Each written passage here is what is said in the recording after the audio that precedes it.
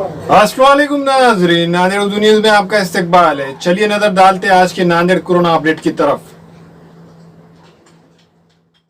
सरकारी अस्पताल नांदेड़ के जराये ने बताया है कि शहर नांदेड़ में कोरोना वायरस ने वागी रोड बरकतपुरा में एंट्री कर ली है।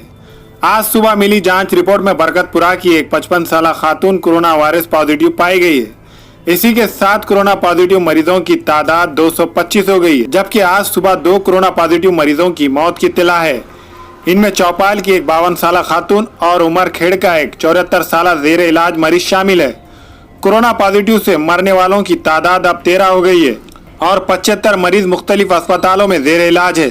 दुनिया और हमारे मुल्क में जब कोरोना वायरस नामी वबा फैली, इस वक्त हमारा नांदेड़ जिला ग्रीन जोन में था, लेकिन 22 अप्रैल को पहला कोरोना पॉजिटिव मरीज पाए जाने से खलबली मच गई थी।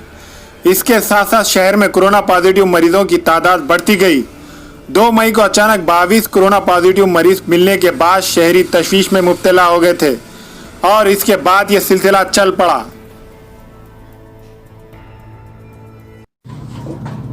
अस्सलाम वालेकुम, मैं इमरान खान। हमें उम्मीद है कि आपको हमारा चैनल अच्छा लगता होगा। लेटेस्ट न्यूज़ के लिए देखते रहिए नांदेड़ उर्दू न्यूज़, और न्यूज़ के पसंद आने पर लाइक, शेयर और सब्सक्राइब करना ना भूलें।